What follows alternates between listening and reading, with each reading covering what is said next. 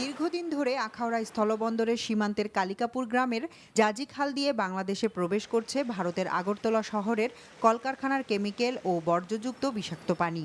এই পানি খাল দিয়ে তিতাস নদীতে পড়ায় দূষিত হচ্ছে নদীর পানিও। এতে বিরূপ প্রভাব পড়ছে নদীর মাছ ও জলজ প্রাণীসহ বিস্তীর্ণ এলাকার পরিবেশের উপর। পানির উৎকট গন্ধে স্বাস্থ্য ঝুঁকিতে পড়েছে গ্রামের হাজারো মানুষ।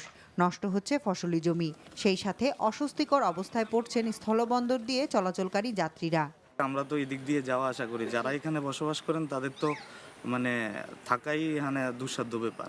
জমিতে উঠলে পরে জমিরও ক্ষয়ক্ষতি ও জল্লা টুল্লা জায়গা। এখানে মশার উপদ্রবটা অতিরিক্ত বেশি, আর দুর্গন্ধ, এত দুর্গন্ধ যে আমাদের এখানে থাকাই খুব কষ্ট হয়ে যাচ্ছে। দূষিত পানির প্রবাহ বন্ধের দাবিতে এলাকাবাসী সভা সমাবেশ ও মানববন্ধন সহ নানা কর্মসূচি পালন করছে। 1-1.5 মাইল দূর থেকেও এই পানির দুর্গন্ধ পাবেন, যে দুর্গন্ধের ফলে মানুষ শ্বাস প্রশ্বাস নিতে পর্যন্ত ব্যাহত হচ্ছে। ক্ষতিকর এই পানির প্রবাহ বন্ধ করতে দুদেশের সীমান্ত সম্মেলনে বিষয়টি আলোচনা হয়েছে বলে জানান জেলা প্রশাসক। তাদের পরিকল্পনা ছিল যে তারা ইজিপি তৈরি করবে এবং সেই প্রস্তাবনা তারা সেন্ট্রাল গভর্নমেন্টের কাছে পাঠিয়েছে এবং আমাদেরকে আশ্বস্ত করেছিল সেটা অনুমোদন হলে পরেই তারা এই কার্যক্রমটা শুরু করবে। ডিসেম্বরের প্রথম দিকেই আমাদের আবার কাউন্টার পার্ট আসবেন, ডিসিডিএম কনফারেন্স হবে।